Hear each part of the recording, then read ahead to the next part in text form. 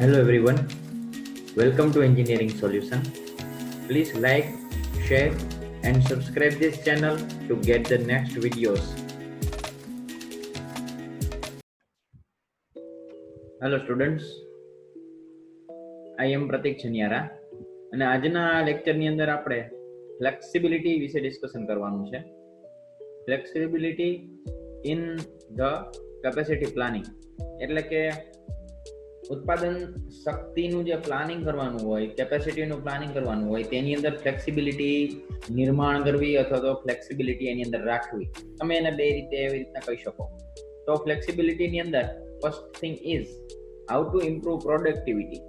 આપણે ખબર જ છે કે આપણે અત્યારે આ વસ્તુ પર ફોકસ કરીએ છીએ કે how to improve productivity improve કરવા માટે જ આપણે બધા ક્રાઇટેરિયા અને બધા ફેક્ટર્સ જે છે અત્યારે process selection, production planning, controlling, પછી શિડ્યુલિંગ, પછી એ સિવાય મેન મશીન મટીરિયલ, આ બધી વસ્તુઓ જે છે અત્યારે આપણે ફોકસ કરી રહ્યા છીએ. તો હાઉ ટુ ઇમ્પ્રુવ પ્રોડક્ટિવિટી આપણે એની ઉપર જ આપણે અત્યારે ફોકસ કરી રહ્યા છીએ. તો પ્રોડક્ટિવિટી જે છે એ ઉત્પાદન શક્તિ પણ એની અંદર એક પ્રોડક્ટિવિટી માટે એક મહત્વનો ભાગ ભજવે છે. તો કેપેસિટી પ્લાનિંગની અંદર આપણે એમ જોઈએ ને તો એકમોની એક નિશ્ચિત ઉત્પાદનની ક્ષમતા હોય અને એ ઉત્પાદનની ક્ષમતા જે છે એ લઈ આવવા માટે આપણે યાંત્રિક શક્તિને પ્રોપરલી ડિવાઈડ કરવી પડે. એટલે કે જેટલી પણ મિકેનિકલ એનર્જી હોય એને આપણે ડિવાઈડ કરવી પડે. મશીન છે, પછી પ્રોડક્શનની આખી પ્રોસેસ છે, બરાબર. અને એની અંદર ઇકોનોમી ઓફ સ્કેલ કરવું પડે. એટલે કે કરકસર જે આપણે કેપેસિટી જે છે એને અથવા તો એની જે લિમિટેશન્સ જે છે એ લિમિટેશન્સને ધ્યાનમાં રાખીને મેક્સિમમ તેનો ઉપયોગ થાય તે પ્રમાણે આપણે કરકસરયુક્ત આપણે એનો ઉપયોગ કરવો પડે કેનો મશીનનો. તો ઇમ્પ્રુવમેન્ટ ઇન પ્રોડક્ટિવિટી, જો તમારે પ્રોડક્ટિવિટીની અંદર ઇમ્પ્રુવમેન્ટ લઈ આવી હોય તો તેની અંદર ફ્લેક્સિબિલિટી એક ઇમ્પોર્ટન્ટ ભાગ ભજવે છે. જો તમારું પ્લાનિંગ એ ફ્લેક્સિબિલિટી સાથે હશે તો તમારી પાસે એક નવો આઈડિયા જ્યારે કોઈ પણ પ્રોડક્શન અથવા તો કોઈ પણ પાર્ટ જનરેટ કરવાનું આવ્યું ત્યારે તમારી પાસે એ વસ્તુ અવેલેબલ હશે અને તમારી પાસે ફ્લેક્સિબિલિટી હશે તો તમે એનું પ્રોડક્શન અથવા તો તેનું તમે માર્કેટની અંદર એનું લેવલ જે છે એ તમે જાળવી રાખશો. એના અલગ અલગ સ્ટેપ્સ છે અને ક્રાઇટેરિયા છે. આપણે જોઈએ એક પછી એક. ફર્સ્ટ ઓફ ઓલ આપણે એનું ઇન્ટ્રોડક્શન જોઈએ કે જનરલી જોઈએ ને તો પ્રોસેસ જ્યારે સિલેક્ટ કરવામાં આવે, લખેલું છે ગુજરાતીમાં, પ્રોસેસ જ્યારે સિલેક્ટ કરવામાં આવે છે ત્યારે એના રિઝલ્ટ વિશે જે એની અંદર ફિક્સ્ડ હોય કે મિકેનિકલ સેટઅપ અને પ્લાન્ટનું લેઆઉટ, આ બંને વસ્તુના હિસાબે એનું રિઝલ્ટ જે છે ને એ અંદાજિત નક્કી થઈ જાય. Then it will result into a fixed mechanical setup and plant layout. Process is selected. બરાબર, એના ઉપર જ આધાર રાખે એમ. એટલે કે તમારી કોઈ પણ પ્રોસેસ, કોઈ પ્રક્રિયા તમે સિલેક્ટ કરો છો પ્રોડક્ટ બનાવવા માટેની, તો એનું આધાર કેના ઉપર હોય કે ફિક્સ્ડ મિકેનિકલ સેટઅપ હોય એના ઉપર, યંત્રોના સેટઅપ ઉપર અને પ્લાન્ટના લેઆઉટ ઉપર એમ. અને the plant services like power, tools, components, maintenance spots will be located accordingly. અને આપણે જે પ્લાન્ટનું જે કંઈ પણ સર્વિસીસ હોય એ પણ એની અંદર પાવર, પછી ટૂલ્સ, પછી એના જે કમ્પોનેન્ટ્સ એટલે અલગ અલગ ભાગો, પછી મેન્ટેનન્સ, આ બધી જ વસ્તુઓ જે છે ને એ જ પ્રમાણે તમે એને લોકેટ કરેલી હોય એટલે કે ગોઠવેલી હોય કે જેથી કરીને તમે તમારી પ્રોસેસ જે છે એ ઇઝીલી કમ્પ્લીટ કરી શકો. બટ વોટ હેપન, આની અંદર થાય છે એવું કે જ્યારે કોઈ પણ પ્રકારની તમે પાર્ટની તમે પ્રોડક્ટિવિટી કરતા હો ત્યારે તેની અંદર ઘણી વખત એવું થાય કે એનું તમારે પ્રોડક્શન જે છે એ તમારે લાર્જ સ્કેલમાં પણ કરવું પડે. હવે જ્યારે લાર્જ સ્કેલમાં કરવું પડશે ત્યારે શું થશે, ત્યારે તમારી પાસે એટલા સોર્સિસ નહીં હોય કે જેથી કરીને તમે એને લાર્જ સ્કેલમાં કરી શકો એમ. તો એ લાર્જ સ્કેલમાં કરવું ને એ પણ એક ઇમ્પોર્ટન્ટ વસ્તુ છે. લાર્જ સ્કેલ થશે ત્યારે તમારી પાસે તમારું પ્રોડક્શનનું લેવલ જે છે એ કેવું હોવું જોઈએ, હાઈ હોવું જોઈએ, બરાબર. પણ એ પ્રોડક્શનનું લેવલ આપણી પાસે હાઈ નહીં હોય કારણ કે આપણે કંપની જેવી રીતના બનાવેલી હશે અથવા તો આપણે કંપની જે છે એ સપોઝ કે નાની હશે તો એનું પ્રોડક્શનનું લેવલ એટલું હાઈ નહીં હોય. તો એના માટે આપણે શું કરશું, એના માટે આપણે કરશું સબકોન્ટ્રાક્ટિંગ. સબ કોન્ટ્રાક્ટિંગ કરશું. સબ કોન્ટ્રાક્ટિંગ એટલે કે બીજી ઇન્ડસ્ટ્રીઝ જે છે એને આપણે હાયર કરશું તો બીજી ઇન્ડસ્ટ્રીને આપણે પ્રોડક્ટ બનાવવા માટે દેશું. આ હતી એક વાત, બરાબર. સેકન્ડ થિંગ આપણે એના પછી જોઈએ કે સપોઝ કે માની લો કે મોડર્ન કોમ્પિટિટિવ વર્લ્ડની અંદર ઈ સબ કોન્ટ્રાક્ટિંગ જે થયું એના માટે મોડર્ન કોમ્પિટિટિવ વર્લ્ડની અંદર the resetting up of the mechanical setup becomes essential. resetting up એટલે કે જેટલા પણ આપણે જે યંત્રો હોય એ યંત્રોની અંદર તમે રીસેટિંગ એને તમે પાછું સેટિંગ કરી શકો, એને ગોઠવી શકો પાછું, બરાબર છે. એ હવે મહત્વનું બની ગયું છે. અને thus it is desired to provide for the flexibility in the production process. એટલે કે ઉત્પાદન કાર્યની અંદર આપણે ફ્લેક્સિબિલિટી છે હવે એ અનિવાર્ય બની ગઈ છે. તો આપણો ટોપિક જ છે કે flexibility. So in that case what happen? Flexibility એટલે કે શું? તો કે ભાઈ ફર્સ્ટ કે માની લો કે પ્લાન એક એ હતો કે જેની અંદર આપણે કોઈ પ્રોડક્ટ જે છે એને આપણે બનાવવાની હતી, પરંતુ તે વ્યવસ્થિત જે છે એ કમ્પ્લીટ ન થયું. તો તેની પાસે આપણી પાસે ફ્લેક્સિબિલિટી હશે તો આપણી પાસે પ્લાન બી આરામથી અચીવ થઈ શકશે, અથવા તો પ્લાન બી આપણે જે છે એ બનાવી શકશું. તો એક પ્રકારનો જે છે આપણે એમ કહી શકીએ કે એક પ્રકારનો આપણી પાસે ઓપ્શન અવેલેબલ હોય ફ્લેક્સિબિલિટી એટલે. હવે આની અંદર ઘણા બધા ફેક્ટર્સ પણ પાછા અફેક્ટ કરતા હોય. આપણે એઝ એન એક્ઝામ્પલ માની લઈએ, હું તમને એક એક્ઝામ્પલ આપું છું. સપોઝ કે માની લો કે એક મશીન જે છે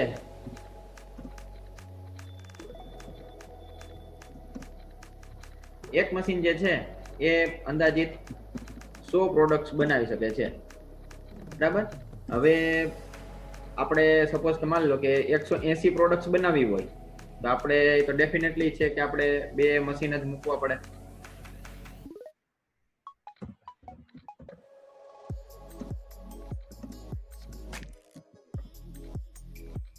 બે મશીન જ આપણે મૂકશું.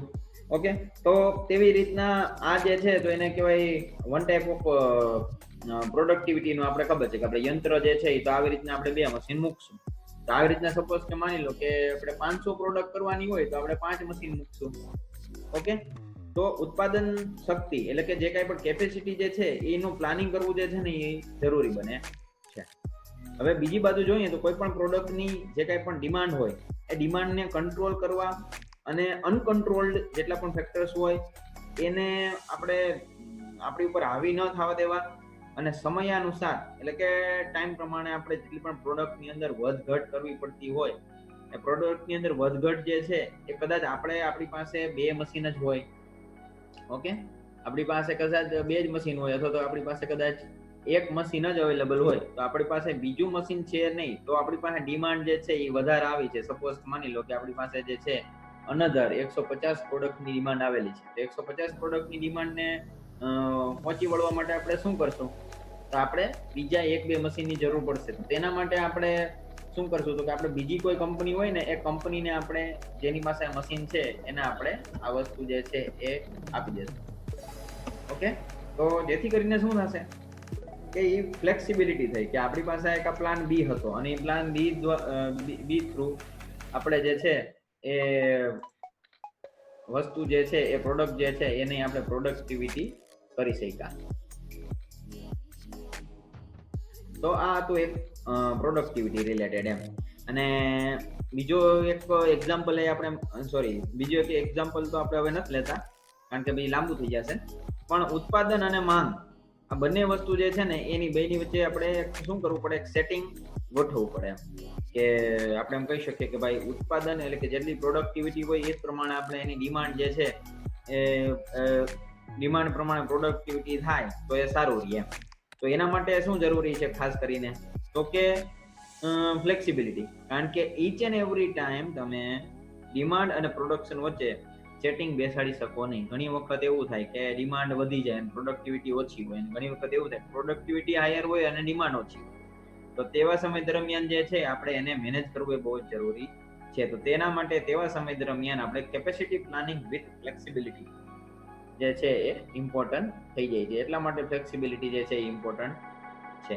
તો આપણે થોડાક જે છે એના ઓપ્શનલ વ્યૂઝ પણ જોઈએ કે જનરલી જોઈએ તો સપોઝ કે આપણે આ વસ્તુ એટલે કે આપણે જો ફ્લેક્સિબિલિટી જે છે એ આપણે એને પ્રોપરલી અચીવ કરી લઈએ તો ફ્લેક્સિબિલિટી આપણા પ્રોડક્શનની અંદર અથવા પ્લાનિંગની અંદર આપણે પહેલેથી રાખેલી હોય તો શું થશે, આપણી પ્રોડક્ટિવિટી જે છે એ ઇઝી થઈ જશે. અને second thing is flexibility in productivity. આપણી પ્રોડક્ટિવિટી જે છે એ પણ એક પ્રકારની ફ્લેક્સિબિલિટી વાળી થઈ છે, એવી રીતનું તમે એને કહી શકો. નાવ સેકન્ડ થિંગ એના પછી આવે છે એ છે કે ડિફરન્ટ સ્ટ્રેટેજીસ, કે કેટલીક ઓપ્શનલ સ્ટ્રેટેજીસ છે, યોજનાઓ છે કે યોજનાઓને દ્વારા તમે ઉત્પાદન શક્તિ જે છે એટલે કે તમારું કેપેસિટીનું પ્લાનિંગ જે છે એની અંદર તમે ફ્લેક્સિબિલિટી જે છે એ સેટ કરી શકો. First is large or small scale increase in capacity. Large or small scale increase in capacity Gujarati થશે એનો મોટા પાયે અથવા તો નાના પાયે ઉત્પાદન શક્તિમાં વધારો. મોટા પાયે અથવા નાના પાયે ઉત્પાદન શક્તિમાં વધારો. જ્યારે વસ્તુની માંગ નિશ્ચિત દરે વધતી જ રહેતી હોય એમ કે ભાઈ ટાઈમે ટાઈમે જે છે એ વધતી રહેતી હોય એમ, ત્યારે એમાં બે પ્રકારના ફોર્મેશન આવશે એમ. આ ફ્લેક્સિબિલિટી જે છે ને એ ફ્લેક્સિબિલિટી દ્વારા તમે આ વસ્તુને તમે સેટ કરી શકો એમ. કઈ રીતે? તો કે ફર્સ્ટ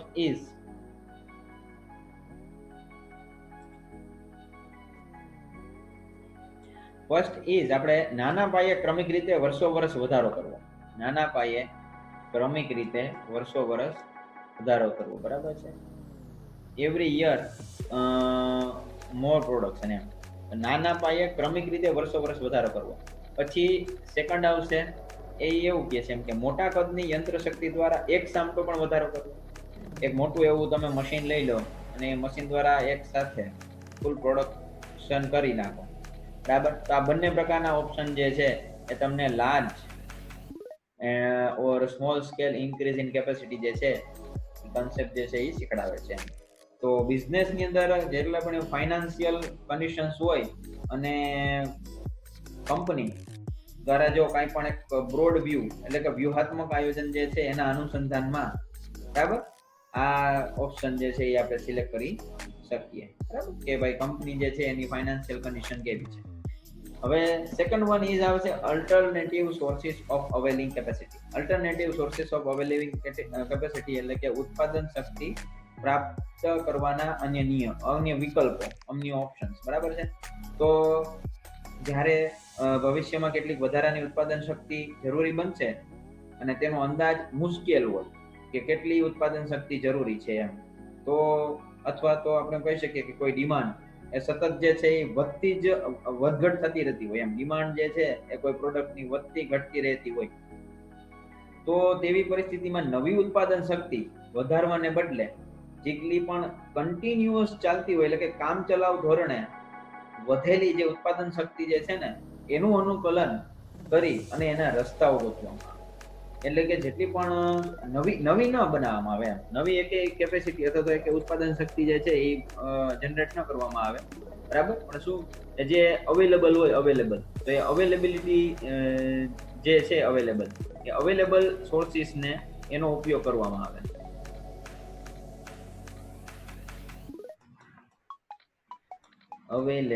અવેલેબલ ની અંદર આપણે એની અંદર પાછા 3 પ્રકાર પડે છે.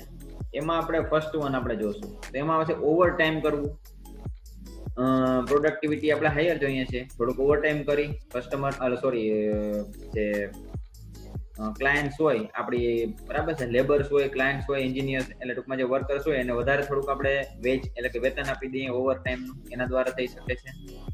સેકન્ડ થિંગ, વધારાની પાળી દ્વારા કામ કરવું. એક અલગ જ એક એક્સ્ટ્રા જે છે આખી એક પાડી રાખવી. એમ આપણે ખબર છે કે અત્યારે 3 સેશન હાલતા હોય ઇન્ડસ્ટ્રીઝની અંદર એમ, 8 કલાક, 8 તેરીને 24. તો એમ વધારાની પાડી દ્વારા પણ કામ કરાવવું એમ. અને હવે થર્ડ વન જોઈએ તો બાહ્ય ઉત્પાદક અને સબ કોન્ટ્રાક્ટિંગ. એટલે થર્ડ વન એ એવું કે છે એમ કે બહારની કોઈ ઇન્ડસ્ટ્રીઝ હોય, બરાબર, કોઈ કંપની હોય કે જેની પાસે આપણી પ્રોડક્ટ જે છે એ બનેલી પડેલી હોય અથવા તો એની પાસે એવા મશીન્સ ને સોર્सेस અવેલેબલ હોય કે જે ફટાફટ બનાવી શકતા હોય, તો આપણે એને કોન્ટ્રાક્ટ આપી શકીએ. તો આના દ્વારા પણ આ વસ્તુ જે છે અલ્ટરનેટિવ સોર્સિસ જે છે એ પોસિબલ છે. Okay, third one is lost sales. એટલે કે વધેલી માંગ માટેનું વેચાણ જતું કરવું, વધેલી માંગ માટેનું વેચાણ જતું કરવું. હવે આમાં શું થાય છે, આમાં છે ને આપણને થોડુંક આપણે એમ કહી શકીએ કે આપણને આ વસ્તુ જે છે એ કરવી થોડીક અઘરી કદાચ પડતી હોય. એનું એટલે હું તમને સમજાવું કે જ્યારે પ્રોડક્ટિવિટી એ મર્યાદિત હોય, તમારી પાસે પ્રોડક્શનની કેપેસિટી જે છે એ લિમિટેડ છે, તો મહત્તમ તમે એનો મેક્સિમમ તમે એનો ઉપયોગ કર્યો, હાયર લિમિટ સુધી તમે એનો ઉપયોગ કરી લીધો, બરાબર છે. તમારા મશીન્સનો, બરાબર છે, લેબર્સનો, બધાના વર્કર્સનો, બધાને તમે હાયરમાં હાયર એટલે ટૂંકમાં એની અનટુ ધ લાસ્ટ પીક સુધી તમે એનો ઉપયોગ કરી લીધો એમ. અને એમાંથી શું થયું, એમાંથી જેટલી પણ પ્રોડક્ટિવિટી થઈ એ બહાર સેલ થઈ ગઈ અને એનું આપણને પ્રોફિટ મળી ગયો, ઓકે. પણ હજી પણ ડિમાન્ડ એની છે, હજી પણ એની ડિમાન્ડ છે, તો એને કહેવાય વધેલી માંગ. તો એ વધેલી માંગને પહોંચી વળાય તેમ ન હોય તો તેવી પરિસ્થિતિમાં પણ મિકેનિકલ એનર્જીસની અંદર અથવા તો મશીન્સની અંદર વધારો કર્યા વગર માત્ર વર્તમાન સ્થાપિત શક્તિના મહત્તમ ઉપયોગ દ્વારા જ જેટલું ઉત્પાદન મેળવાય ને તેનું જ વેચાણ કરવામાં આવે છે. એટલે કે જેટલી પણ અવેલેબલ સોર્સિસ હોય, જેટલા પણ મશીન્સ હોય, અને એ મશીન્સ દ્વારા જેટલું પ્રોડક્શન થશે તેટલા જ પ્રોડક્શન અને એના તેટલા જ પ્રોડક્ટનું વેચાણ કરી અને આપણે સંતોષ માની લેવાનું છે એમ. વધારાનું વેચાણ જે છે એ આપણે જવા દઈએ એમ. તો આ પ્રકારની એક સ્ટ્રેટેજી જે છે ને એ આમ કહે તો એક રિસ્કી સ્ટ્રેટેજી પણ કહેવાય છે એમ. કામ કરવાને કારણે શું થાય, કંપનીના વેચાણમાં પણ કદાચ ઘટાડો ઇન ફ્યુચર થઈ શકે એમ. કારણ કે માર્કેટની અંદર શું થાય, શેર ગુમાવવા પડે એમ. બજારનો હિસ્સો આપણા જે હોય એ હિસ્સો પણ ઘણી વખત ગુમાવવો પડે છે.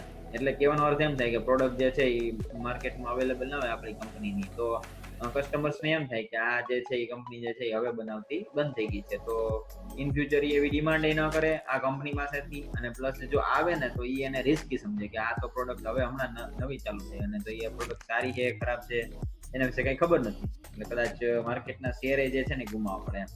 તો આવી પરિસ્થિતિની અંદર સ્પેશિયલ કન્ડિશન જે છે ને એ થોડીક લાગુ પડે એમ. તો કઈ સ્ટ્રેટેજી એમાં લાગુ પડે, તો કે જ્યારે માંગનો વધારો ખૂબ જ અલ્પ એકમો માટે હોય, બરાબર. ફર્સ્ટ કન્ડિશન ઇઝ જ્યારે ડિમાન્ડ જે છે ને એ થોડીક લો લેવલની હોય ત્યારે તમે જે છે ને આનો ઉપયોગ કરી શકો. પછી માંગ વધારો અલ્પ સમય માટે હોય, સેકન્ડ કન્ડિશન. જ્યારે આવી ડિમાન્ડ જે છે એ થોડા ટાઈમ માટે જ હોય તો પણ આને તમે જતું કરી શકો. થર્ડ થિંગ ઇઝ માંગ વધારાને પહોંચી વળવા કંપની પાસે નાણાકીય સાધનો પ્રાપ્ત ન હોય, ફાઇનાન્શિયલ કન્ડિશન્સ ન હોય એમ કહી શકે હાલે, અથવા તો નવા નાણાકીય સાધનો ઉભા કરવા એ પણ એની પાસે કેપેબલ ન હોય, તો કેપેસિટી ના હોય ફાઇનાન્શિયલ. ઓકે. પછી ફોર્થ કન્ડિશન ઇઝ અબાઉટ વધારાના યાંત્રિક રોકાણનો ખર્ચ એ વધારાના એકમોમાંથી પ્રાપ્ત થતા વધારાના નફા કરતા વધી જતો હોય. નવા મશીન લેવા જે છે એ પ્રોડક્ટિવિટી કર્યા પછી પણ આપણને પ્રોફિટમાં ન રહેતું હોય તો આપણે નવા મશીન જે છે એ લેવા જોઈએ, બરાબર. કે ભાઈ હાલ થોડી ઘણી ડિમાન્ડ છે તો નવું મશીન લઈ લો, એમ ન ચાલે. એમ પ્રોડક્ટિવિટી જે છે ને એ તો આપણને જ લોસમાં નાખી શકે એમ. તો એને પણ આપણે ધ્યાન રાખવું પડશે. Fourth one is correlation between cost and volume, એટલે કે ઉત્પાદનનો કદ અને પડતર વચ્ચેનો સહસંબંધ. ઉત્પાદન શક્તિ જે છે ને એ સ્થિર ખર્ચા નિશ્ચિત કક્ષા સુધી સ્થિર રહે છે. ઉત્પાદન શક્તિના જેટલા પણ સ્થિર ખર્ચા હોય ને એના જે સ્ટાન્ડર્ડ આપણે એમ કહીએ છીએ કે કોસ્ટ, તો એ કોસ્ટ જે છે ને એ એના એક સ્થિર લેવલ સુધી જ હોય એમ. અને પ્રોડક્ટિવિટીમાં કદાચ વધઘટ થાય તો પણ એના જે કોસ્ટ જે હોય છે એના ખર્ચાઓ જે છે ને એ એના એક પ્રોડક્શનના જેટલા પણ ખર્ચા હશે ને એ એક એના લિમિટેડ સોર્સ સુધી રહે એમ. તો એ જે છે ને એક એમ કહી શકે પ્રોફિટની બાબત કહેવાય એમ. તો આવી પરિસ્થિતિમાં ઉત્પાદનના કદ વધતા જ સ્વાભાવિક રીતે એકમ દીઠ સ્થિર ખર્ચ જે છે ને એ ઘટે છે, કારણ કે સ્થિર ખર્ચ વધુ એકમો સાથે ફાળવાય છે. એટલે કહેવાનો અર્થ એવી રીતનો છે એમ. સપોઝ કે માની લો કે હું તમને અહીંયા સમજાવું છું, આપણે આ કોરિલેશન બિટવીન કોસ્ટ એન્ડ વોલ્યુમની વાત કરીએ છીએ અહીંયા. એઝ એન માની લો કે એક કંપની છે, એની અંદર જે છે એ 5000 યુનિટ જે છે ને બનાવવાનો ઓર્ડર આવે છે અને મશીનનો કોસ્ટ બરાબર છે 10,000 છે. મશીનનો જે પ્રાઇમરી કોસ્ટ જે છે એનો ઉપયોગ કરવાનો આ તે એ પર યર નો બરાબર એ 10,000 છે, તો એ 5000 યુનિટ વચ્ચે 10,000 નો કોસ્ટ જે છે ને એ ફિક્સ થઈ ગયો. હવે એની જગ્યાએ 1000 એકમ જ હોય એને બરાબર, એક યરલી 1000 એકમ, છતાં પણ આનો જે કોસ્ટ જે છે એ તો 10,000 જ રહેવાનો છે. બરાબર. બટ એની જગ્યાએ એવું થાય તો કે ભાઈ 6000 નો કોન્ટ્રાક્ટ મળે તો અને તો આ 10000 જ રહેવાનું છે છતાં પણ, તો આનાથી શું થશે? વધારે પ્રોફિટ જનરેટ થશે. ઓકે, વધારે પ્રોફિટ જનરેટ થશે. તો આ જે છે ને એ એક પ્રકારને correlation between cost and volume, એમ સ્થિર ખર્ચા વધુ એકમોમાં ફાળવાય છે. એટલે કે 500 એકમો ડિવાઇડેડ બાય 1000, સોરી હા, સપોઝ કે સ્થિર ખર્ચ 10000 છે તો 10000 ડિવાઇડેડ બાય 5000, 10000 ડિવાઇડેડ બાય 1000 અને 10000 ડિવાઇડેડ બાય 6000. એવી રીતે તમે કરશો એટલે તમને ખબર પડી જશે કે કેટલો ખર્ચ આવે. એઝ એન એક્ઝામ્પલ જો હું તમને કહું એક અલગ જ, એમ એઝ એન એક્ઝામ્પલ આપણે માની લઈએ કે 5000 નો કોસ્ટ છે, બરાબર, ટોટલ એકમનો જે સ્થિર ખર્ચ છે, અને ડિવાઇડેડ બાય 1000 આપણે કરશું ને તો એનું ઇક્વલ ટુ થશે, બરાબર છે, 5 રૂપીસ, બરાબર. એટલે પર યુનિટ જે છે તમને પર એક પ્રોડક્ટ જે છે ને તમને 5 રૂપિયાનો જે છે ને એ સ્થિર કોસ્ટ લાગશે, બરાબર. ચોખ્ખું થઈ ગયું ને? 1000 ડિવાઇડેડ 5000 ડિવાઇડેડ બાય 1000, અને એની જગ્યાએ સપોઝ કે આ 3000 હોય, બરાબર, તો આ ખર્ચો જે છે એ તમને કેટલો લાગશે? એપ્રોક્સિમેટલી 1.67 લાગશે. તો આવી રીતના તમે જે છે આ કોસ્ટ જે છે એનું તમે કેલ્ક્યુલેશન તમે કરી શકો અને તેનાથી તમને એ ખ્યાલ આવશે. ઓકે, હવે નેક્સ્ટ વન, આની અંદર જે આપણે એમ કહીએ situation of law of diminishing returns, એમ કે ઘટતા જતા વળતરના નિયમોની પણ પરિસ્થિતિ એક આવે. ભાઈ ઘણી વખત એવું થાય કે વળતર જે છે એ ધીરે ધીરે જે છે એ ઘટતું પણ જાય. ઓકે, એને આપણે છોડી દેશું. હવે નેક્સ્ટ આપણે પોઈન્ટ ઉપર આવશું, that is economics of the scale. Economics of the scale એટલે કે ઉત્પાદન કદરની કરકસરો, ઉત્પાદન કદની કરકસરો. કોઈ પણ પ્રોડક્શનની એક્ટિવિટી હોય એમ તો એને ચલાવવા માટે કેટલાક આપણે ફિક્સ્ડ કોસ્ટ અને સાથે સાથે કેટલાક વેરિયેબલ કોસ્ટ, આ બંને જે છે ને એને આપણે ધ્યાનમાં રાખવા પડે. ફિક્સ્ડ કોસ્ટ તો આપણે ખબર જ છે, આપણે આની પહેલાના ટોપિકમાં આપણે હમણાં જ વાત કરી, ફિક્સ્ડ કોસ્ટ કેને કહેવાય. હવે વેરિયેબલ કોસ્ટ જે છે એ પણ એમાં થોડોક ભાગ ભજવતી હોય છે. તો સ્થિર ખર્ચા જે છે એ ઉત્પાદનની કોઈ પણ કક્ષાએ સ્થિર જ રહે છે. જ્યારે કારખાનાનું ભાડું છે એ જ્યારે ચલિત ખર્ચાના ઉત્પાદનની કક્ષા સાથે સપ્રમાણમાં રીતે એ ફેરફાર થાય છે. જેમ કે આપણને ખબર છે કે કાચો માલનો વપરાશ, તો કાચા માલનો વપરાશ જે છે ને એ કદાચ એમાં વેરિએશન આવી શકે એમ. તો આવી પરિસ્થિતિની અંદર ઉત્પાદન કક્ષાની એક એવી હાયર લેવલની એક ઓપ્ટિમમ લેવલ આવી શકે કે જેની અંદર સ્થિર ખર્ચા અને ચલિત ખર્ચા એમ એ બંને વચ્ચે જે છે ને એનો ખર્ચો જે છે ને એ નીચો રહી શકે એમ. તો એ આપણે એક વેલ્યુ જે છે ને આપણે ફાઇન્ડ આઉટ કરી શકીએ. હવે એના વિશે આપણે બહુ ડીપમાં જતા નથી કારણ કે ઓલરેડી જે છે આપણે એટલી વાત કરી લીધી છે, અને એટલું તમે એના વિશે લખો તો that is enough. Next thing is need for the flexibility. હવે નીડ ફોર ધ ફ્લેક્સિબિલિટી જે છે એની અંદર આપણે થોડાક પોઈન્ટ જે છે એના વિશે આપણે ડિસ્કશન કરવાનું છે. તો એની અંદર આપણે વાત કરીએ, first of all is a gradual need for the flexibility. એની અંદર આવશે gradual growth process. Gradual growth process એટલે કે આપણે એમ કહી શકીએ કે ભાઈ initially the units are establish on a micro or small basis. એમ ધીમે ધીમે જે છે એ આપણે યુનિટ્સને જે છે ને વધારતા રાખીએ. એટલે હમણાં જે આપણે જે પોઈન્ટ વિશે વાત કરી, બરાબર છે, સ્મોલ એન્ડ મીડિયમ સ્કેલ્સ ને જે આપણે હમણાં જે ઇમ્પોર્ટન્ટ સ્ટ્રેટેજીસની વાત કરી એને રિલેટેડ આ બધા જે છે ગ્રેજ્યુઅલ ગ્રોથ ને એ બધા જે છે ને છે, પણ આ બધી જરૂરિયાતો છે ઓકે ફ્લેક્સિબિલિટીની. તો એની અંદર આપણે જોઈએ તો શું આવે છે કે માઇક્રો અને સ્મોલ બેઝિસની ઉપર આપણે પહેલા તો યુનિટને તૈયાર કરશું, એટલે કે ઇન્ડસ્ટ્રી સ્થાપશું, અને પછી આપણે ધીરે ધીરે બિઝનેસને જેમ જેમ સક્સેસ મળશે તેમ આપણે માઇક્રો અને સ્મોલ થી મીડિયમ અને લાર્જ યુનિટમાં એને કન્વર્ટ કરશું એમ. અને ધ ઓરિજિનલ મશીન સેટઅપ પ્રૂવ્સ અનસુટેબલ. તો આપણો જે જૂનું જે હશે પણ મશીનનું સેટઅપ એ ઘણી વખત જે છે ને અનસુટેબલ એમાં લાગુ પડશે. એટલે કે એ જે છે ને તમારે બદલાવવું પડશે કારણ કે જૂનું તો ન હાલે ને. જે નાની ઇન્ડસ્ટ્રીની અંદર જેટલા મશીન્સ ને બધી હતી સેટઅપ, એ મોટી ઇન્ડસ્ટ્રીઝની અંદર તો નહીં હાલે, ચેન્જ કરવો પડશે. એની વાત આ કરે છે. ઓકે, તો આ ફર્સ્ટ નીડ એટલે કે gradual growth process. Now second is permanent growth and demand and market share. Permanent growth and demand and market share. The demand for the product or service keep of the changing over a period time of time. એટલે કે જોઈએ ને તો બધાય જે આ જે છે ને આપણે હમણાં જે સ્ટ્રેટેજીસ જે આપણે જોઈએ ને એ જ વસ્તુ કહીએ છીએ કે જેમ જેમ સમય જશે ને એમ ડિમાન્ડ અને સર્વિસીસ એ બધાની અંદર ફેરફાર આવતા રહેશે. તો એ other than the seasonal business, ધંધાકીય આપણે પર્યાવરણ સાથે જે બદલતા બિઝનેસીસ હોય ને, એટલે કે કહી શકીએ કે ભાઈ હા ઋતુ પ્રમાણે જેટલા બિઝનેસ ની અંદર ફેરફાર આવશે એને બાદ કરતા બાકી બધી જ પ્રોડક્ટ જે છે ને એની અંદર સમયાંતરે ચેન્જીસ આવતા જ રહી જાય. અને ડિમાન્ડ જે છે ને એ ઇન્ક્રીઝ થશે in terms of temporary nature. જો થોડાક સમય માટે ડિમાન્ડ ઇન્ક્રીઝ થાય તો ઇન્ક્રીમેન્ટલ પ્રોડક્શન એટલે કે પ્રોડક્શન ની અંદર વધારો જે છે ને એ સુટેબલ થશે. અને એના માટે શું કરશું? સબ કોન્ટ્રાક્ટિંગ, એટલે કે બીજી ઇન્ડસ્ટ્રીને પણ આપણે એ કોન્ટ્રાક્ટ આપશું, એટલે કે અધર મેન્યુફેક્ચરર્સ. અને જો ટેમ્પરરી ડિમાન્ડ જે છે ને એ ઓછી થઈ જાય તો આપણે પ્રોડક્શનની કેપેસિટી જે છે ને એ આપણે આઇડલ રાખશું, એટલે કે એક સ્થિર લેવલ ઉપર જ આપણે પ્રોડક્શનની કેપેસિટી રાખશું એમ. આ સિવાય પણ આમાં ઘણા બધા પોઈન્ટ્સ છે, પણ આ જે છે એ એટલું ઇનફ છે. હવે જો આ ડિમાન્ડ જે છે એ ઇન્ક્રીઝ થાય છે પરમેનન્ટ બેઝિસ ઉપર. કેવી રીતના? ડિમાન્ડ એટલે કે કોઈ માંગ જે છે, પ્રોડક્ટની માંગ જે છે એ પરમેનન્ટ એટલે કે ફાઇનલ જ છે એમ કે હવે આ વધારે પ્રમાણમાં જ રહેશે આની ડિમાન્ડ એમ. Then flexibility in the production capacity becomes essential. ત્યારે જે છે ને તેમાં ફ્લેક્સિબિલિટી લે છે ને એ ઇમ્પોર્ટન્ટ બની જાય છે.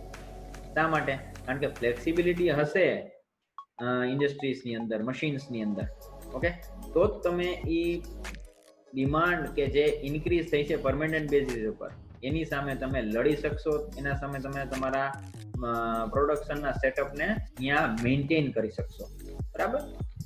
તો ત્યારે તમારે અહીંયા મશીન્સની અંદર વધારો પણ કરવો પડશે અને નવી એમાં સેટિંગ કરવી પડશે. તો ફ્લેક્સિબિલિટી હશે તો જ એ પોસિબલ થશે, એવું કહેવા માંગે છે. Third thing is the correlation between cost, fixed as well as variable cost, બરાબર, અને volume of production. Total cost sheet of a different levels of production capacity helps in determining an optimum level of production capacity wherein the per unit cost tends to be lower.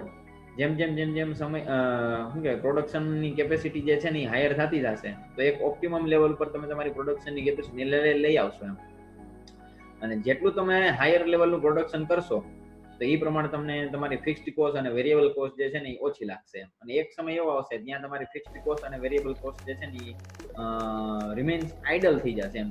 એટલે કે ભાઈ પછી same જ રહેશે કે ભાઈ એટલી જ તમારી ફિક્સ્ડ અને વેરિયેબલ કોસ્ટ રહેશે. ફોર્થ નીડ, ચોથી નીડ એવું કહે છે કે the concept of life time costing.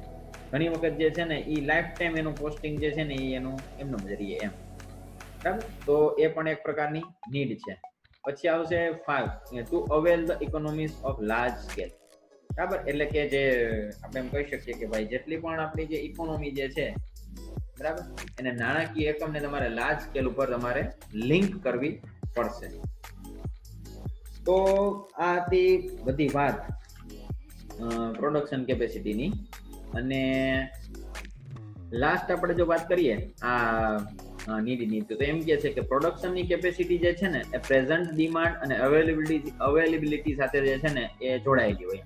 અને ઇકોનોમિકલ કેપેસિટી એટલે આર્થિક જે કંઈ પણ ઉત્પાદન શક્તિ હોય ને તેની સાથે જોડાયેલી હોય. તો ફ્લેક્સિબિલિટી જે છે ને એ પ્રોડક્શન કેપેસિટીને ઇમ્પ્રૂવ કરે છે અને પ્રોફિટેબિલિટી જે છે ને એ લાંબા સમય સુધી તમને લેવડાવે છે અને છેલ્લા સમય સુધી તમને પ્રોફિટેબિલિટી મળી શકે છે જો તમે એની અંદર ફ્લેક્સિબિલિટી જે છે ને તમે રાખેલી હોય તો. Flexibility in production capacity improves the profitability in long run. Okay, તો આ હતી 5 નીડ્સ. હવે